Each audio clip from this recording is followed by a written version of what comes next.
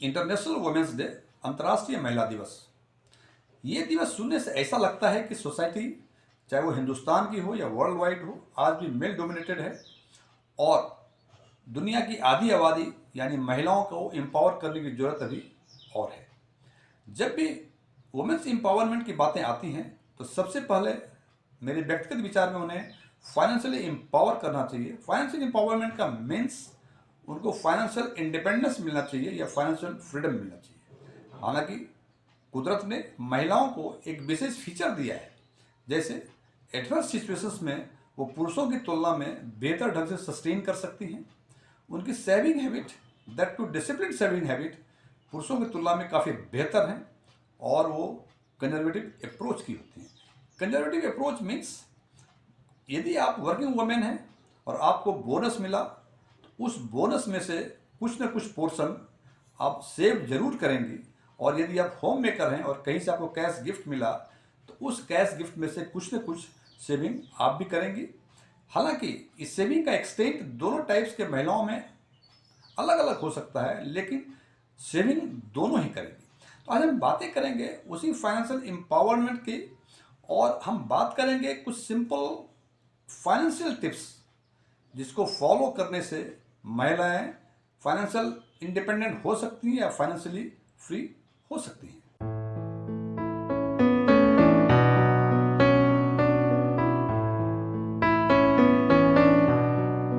महिलाओं के कई रोल हैं घर के अंदर और घर के बाहर, और सबसे इंटरेस्टिंग फैक्ट ये है कि दोनों ही रोल अलग अलग हैं। जब तक आप घर में हैं आप माँ हो सकती हैं, पत्नी हो सकती हैं, बेटी हो सकती हैं, आप बहन हो सकती हैं।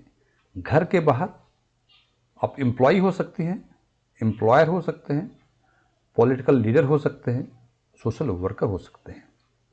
और सबसे इंटरेस्टिंग फैक्ट महिलाओं में ये है कि उनको स्विच करने में महारत हासिल है। जब तक वो घर के अंदर हैं, माँ हैं, पत्नी हैं, बेटी हैं, बहन हैं, और जैसे ही वो घर के बाहर गई, वो यदि एम्प्लॉयर बन गई, तो आप देखें कि घर में जो रोल था it's quite different with that of employer. जो अभी से आधा घंटा पहले वो घर में थी, डिफरेंट रोल में थी, और आधा घंटा बाद वो एम्प्लॉयर के रोल में आ गई, और दोनों ही रोल एक अलग अलग तरह का है। इस रोल से उस दूसरे रोल में इतना जल्दी स्विच ओवर करना ये केवल महिलाओं की बस की बात है।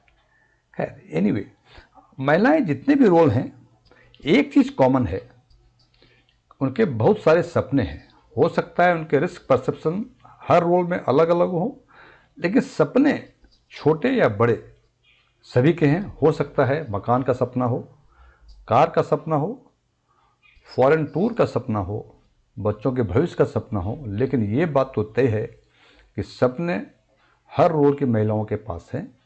और यदि आपके सपने हैं तो सपने होने चाहिए smart, SMART, smart. S stands for specific, means सपने क्या हैं। केवल ये सपने नहीं, बहुत अधिक पैसे होने चाहिए। क्या सपने हैं, ये एक स्पेसिफिक होना चाहिए कि मुझे क्या करना है, कब तक करना है। दूसरा, इट मस्ट बी मेजरेबल, मतलब यदि आपने सोचा कि 10 साल में मैं बहुत अधिक अमीर बनूंगी, तो ये पता होना चाहिए कि हर साल 2 साल के बाद उसको मेजर कर सकें कि कितना अमीर बनना था और कितना अमीर अभी तक आप बन सके। इसका मतलब क्या अचीव करना था और अभी तक आपने कितना अचीव किया। ये तभी हो सकता है जब वो सपने जो आपके, वो गोल जो हैं, ये मेजरेबल हो। तीसरा है एडजस्टेबल, मतलब वो सपने आपने एक बार डिसाइड कर लिया, सपने depending upon the situation it may be adjusted. For example, Covid के पहले किसी का सपना था कि हम हर महीने 50,000 रुपये सेव करेंगे और after 10 years I will be 25 lakh के मालिक हो जाएंगे। अब देखें, कोविड 1.5-2 साल का पीरियड जो भी था, उसमें लोगों को सस्टेन करना भी काफ़ी मुश्किल था। व्हाट अबाउट कि 50,000 हर रुपये सेव करना था। तो इन दैट सर्कमस्टांसेस सपना मस्ट बी एडजस्टेबल। ये तो एडवर्स सिचुएशन था। मान लीजिए कोई फेवरेबल कंडीशंस आ गए, जो सपने आपने 10 साल में सोचे थे और कुछ फेवरेबल कंडीशंस आ गए, तो उसको आपको लगा कि ये सपना पहले पूरा हो सकता है, so it must be adjusted before 10 years, so it must be flexible, you can say it. The next one is it must be realistic. हमें ये सपना नहीं होना चाहिए मुझे अगले 10 साल में चांद में ज़मीन खरीदनी है, चांद पे जाना है। जनाब ये देखें कि आपकी प्रोफाइल क्या है, यदि वो मैच करता है आपके सपने, इट्स फाइन। यदि आपके प्रोफाइल से वो सपने मैच नहीं करते हैं तो ये गोल आपका स्मार्ट गोल नहीं होगा। सो सपना must be realistic and it must be time bound. जो भी सपने हों, छोटे या बड़े, ये सारे सपने की बात मैं फाइनेंशियल सपने की बातें कर रहा हूँ, घर, मकान, फॉरेन टूर, बच्चों का भविष्य, बच्चों का एजुकेशन, या आपकी शादी नहीं हुई थी, आपकी मैरिज, जो भी सपने हैं आपके, so that must be time bound. 2 साल, 4 साल, 5 साल, कब क्या करना है ये आपको पता होना चाहिए। ये नहीं कहा कर लेंगे, कार ले लेंगे, मकान बना लेंगे, कब तक बनाएंगे, it must be time bound. अब अगली बातें करते हैं। Whatever saving you have, either you are a working women और you are a homemaker, जो भी आप हैं, आप इन्वेस्ट करना चाहिए प्रोडक्टिव एवेन्यूज में। अब इसका मतलब क्या? फॉर एग्जाम्पल, आपके पास आज 1 लाख रुपए सेव किए हुए हैं। अब उस 1 लाख रुपए को आपके पास अपॉर्चुनिटी है, घर में रखें, बैंक फिक्स डिपॉजिट में लगाएं, स्टॉक मार्केट में लगाएं, म्यूचुअल फंड में लगाएं, बहुत सारी अपॉर्चुनिटीज आपके पास हैं। अब उस पैसे को सेव करना, यदि आप घर में रखती हैं और मान लें कि इन्फ्लेशन का रेट यदि 10% है, इसका मतलब जो सामान, जो गुड्स आज 1 लाख रुपए के आज मिल रहे थे, 1 साल के बाद वो 1,10,000 में मिलेंगे।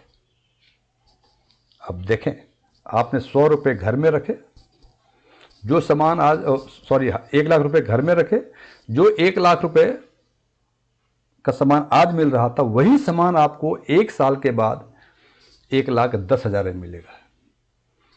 It means value of money कम हो गया, आप कम सामान ले पाएंगे उसी 1 लाख रुपए में। सो उस 1 लाख को ऐसी जगह रखें जहां कि वो कम से कम, यदि 10% इन्फ्लेशन है तो 1 साल में उसकी वैल्यू 1,10,000 हो जाए। अब अगला सवाल होता है कि क्या घर में तो रखना नहीं है, क्या उसको फिक्स डिपॉजिट में रखना बेहतर है? जनाब, fix deposit specially of the public sector bank, normal course में इनके rate of interest almost inflation के बराबर होती है। मीन्स 10% इंटरेस्ट है, इन्फ्लेशन है, तो फिक्स डिपॉजिट भी 9, 10, सवा 10 के आसपास ही रेट ऑफ इंटरेस्ट देती है। सो दैट कि आपका जो 1 लाख की वैल्यू आज थी, वही 1 साल के बाद वैल्यू मैच करेगी आपके इन्फ्लेशन के हिसाब से। लेकिन ध्यान रखें कि आज आपकी जिम्मेदारियां कम, कल आपकी जिम्मेदारी अधिक बढ़ेगी, आपको अधिक पैसे की जरूरत पड़ेगी, तो आप चाहेंगे कि इस 1 लाख को ऐसी जगह हम रखें जहां की उसका rate of return inflation rate से अधिक हो, जिसको कि हम रियल रेट ऑफ रिटर्न करते हैं। नॉमिनल और रियल रेट ऑफ रिटर्न के बारे में हम एक वीडियो बना रखे हैं, यदि आपको देखना चाहें आप तो हमारे प्लेलिस्ट में जाके उसको देख सकते हैं। तो ये बात तय है कि फिक्स डिपॉजिट में पैसे रखना एनफ नहीं है, कुछ न कुछ ऐसा प्रोडक्टिव एवेन्यूज हमको देखना होगा जहां कि पैसे हम प्रॉपरली पार्क कर सकें। अब पैसे हमने मान लीजिए कहीं पार्क कर दिए, अब देखना यह है कि पैसे किस चीज के लिए पार्क किए, कौन सा गोल अचीव करने के लिए पार्क किए हमने। तो हमें यह देखना होगा वो गोल, जो भी गोल है, क्या वो शॉर्ट टर्म गोल है, क्या वो मीडियम टर्म गोल है, क्या वो लॉन्ग टर्म गोल है। इसका मतलब हम जो पैसे 1 लाख रुपए या जो भी आपके पास सेविंग है, उसको ऐसी जगह पार्क करेंगे जो कि हमारे गोल के हिसाब से मैच करे। यदि शॉर्ट टर्म गोल अचीव करना है उस पैसे से, तो हमें ऐसी जगह लगाना होगा जहां जल्दी हम पैसा निकाल सकें। मीडियम टर्म होगा उसी हिसाब से, लॉन्ग टर्म होगा तो उसी हिसाब से। अब देखना हमें ये भी देखना है कि उसका जो रिटर्न होगा जहां भी लगाएं, that must match with the inflation rate. जैसा कि आप जानते हैं, एक बेसिक थंब रूल है फाइनेंस में कि यदि आपको शॉर्ट टर्म में पैसे विड्रॉ करने होंगे तो उस पैसे को ऐसी जगह लगाएं जहां वोलाटिलिटी कम हो और लंबे समय के लिए, लंबे समय के बाद उस पैसे का चाहिए, मीन्स ऐसा गोल है जो लॉन्ग टर्म गोल है, उस केस में उस पैसे को ऐसी जगह लगाएं जहां वोलाटिलिटी अधिक है। इस बारे में भी हमने एक वीडियो बना रखी है, यदि आप चाहें उसको तो हमारे प्लेलिस्ट में जाकर उसको देख सकते हैं। आप पैसे कहाँ रखेंगे ये डिपेंड करता है शॉर्ट टर्म, मीडियम टर्म और लॉन्ग टर्म गोल पे, और उसके हिसाब से आप एसेट एलोकेट करेंगे कि क्या पैसे इक्विटी में रखें, क्या डेट में रखें, क्या गोल्ड में रखें या कहाँ रखें। अगला है रेगुलर इन्वेस्टमेंट, मतलब जो भी आप इन्वेस्ट कर रहे हैं रेगुलर करें। आपके 50,000 की आमदनी है, आपको लगता है कि 10,000 रुपये हम सेव कर सकते हैं, तो ये 10,000 रुपये रेगुलर सेव करें। जो भी एवेन्यूज आपने सेलेक्ट किया हुआ है, आइदर इन फिक्स डिपॉजिट और म्यूचुअल फंड और स्टॉक और डेट और गोल्ड, जो भी आपने किया हुआ है उसको आप रेगुलरली इन्वेस्ट करें। ये नहीं कि इस महीने किया अगले महीने नहीं किया, नहीं। और इसके लिए सबसे इंपॉर्टेंट एक वर्ड आता है SIP, सिस्टमेटिक इन्वेस्टमेंट प्लान। लोगों को एक कंफ्यूजन है कि SIP केवल म्यूचुअल फंड में ही होता है। जनाब, ऐसा नहीं। SIP सिस्टमेटिक इन्वेस्टमेंट, जहां सिस्टमेटिक वे से इन्वेस्टमेंट करेंगे, that is SIP। It may be in stock market also, mutual fund also, in bank also. RD जो है दैट इज SIP, सिस्टमेटिक, हर महीने पैसे जमा करने होते हैं आपको। तो ये आपको चुनना पड़ेगा। और एक थंब रूल है 12, 20, 80 का। 12 मीन्स आप हमेशा अपने पास 12 महीने के जो खर्चे हैं वो अपने पास हमेशा रेडीमेड रखें, सो दैट कल पता नहीं नौकरी रहे। यदि आप सेल्फ एम्प्लॉयड हैं, हो सकता है कि अगले 6 महीने कोविड का पीरियड आ गया, there is no income, so you always keep 12 month expenses including your EMI readymade, जहां चाहे जब चाहे पैसे निकाल सकते हैं। 20%, अब महिलाओं की बात है, हालांकि जो बेसिक प्रिंसिपल्स हैं इन्वेस्टमेंट के, वो कहते हैं कि जितनी उम्र आपकी है उतना आप डेट में लगाएं और बाकी उतना परसेंटेज डेट में लगाएं, बाकी परसेंटेज आप इक्विटी में लगाएं। लेकिन चूंकि यहाँ बात महिलाओं की हो रही है, उनको गोल्ड से कुछ विशेष प्रेम होता है, तो कहते हैं specially for ladies, for women, कि 20% of the saving you must go for purchase of gold और 80% of your saving you go for investment in equity. याद रखें, 12 मीन्स 12 महीने का एक्सपेंसेस रेडीमेड चाहिए आपको। जितनी सेविंग आपकी हर महीने की होती है, 20% in gold and 80% in equity. अगली बातें करते हैं इंश्योरेंस की। जब भी इंश्योरेंस की बातें आती हैं, लोग थोड़ा सा लेजीनेस शो करते हैं। इंश्योरेंस दो तरह का, लाइफ इंश्योरेंस और हेल्थ इंश्योरेंस। लाइफ इंश्योरेंस में ध्यान रखें, स्पेशली इन एशियन कंट्रीज लोग इंश्योरेंस और इन्वेस्टमेंट को मिक्स कर देते हैं। Never mix insurance and investment. या तो आप इंश्योरेंस लें या तो आप इन्वेस्टमेंट करें। हिंदुस्तान में जो एंडोनमेंट पॉलिसी है, basically it is a mixture of insurance and investment. ध्यान रखें, जब भी लाइफ इंश्योरेंस की बातें करते हैं, it is better to have term insurance only, not the endowment policy. और दूसरा इंश्योरेंस होता है हेल्थ इंश्योरेंस। पता नहीं ये शरीर है, किस उम्र में कौन सी बीमारी हो, हमें भी हो सकती है, हमारे फैमिली मेंबर को भी हो सकती है। So it is better to have a health insurance की, so that in case of exigencies, in case of need, आपको कोई हॉस्पिटल खर्चे अपने पॉकेट से ना देना पड़े। And prudent tax planning. Prudent tax planning means आपको कितना इनकम एस्टिमेटेड है, उसके हिसाब से कितना इन्वेस्टमेंट करना चाहिए, कहाँ करना चाहिए, आपको ओल्ड स्कीम ऑप्ट करना चाहिए, न्यू स्कीम ऑप्ट करना चाहिए, ये पहले से एस्टिमेटेड इनकम के हिसाब से डिसाइड कर लें। ऐसा नहीं कि जब ITR भरने की बारी आई, जो समझ में आया कर दिया और टैक्स कर दिया। That should not be. It must B prudent tax planning.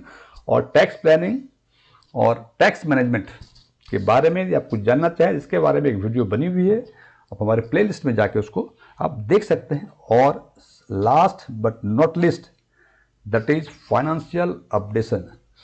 Finance में डेली डेवलपमेंट कुछ न कुछ होती रहती हैं। आपको इसकी जानकारी होनी चाहिए कि फाइनेंस वर्ल्ड में क्या हो रहा है, और इसके लिए आप फाइनेंशियल ब्लॉग्स, हालांकि यूट्यूब पर भी फाइनेंस के कई वीडियोस हैं, लेकिन मेरे हिसाब से यूट्यूब के वीडियोस में पता नहीं ऐसे सपने दिखाते हैं जिनके पांव जमीन पे नहीं होते।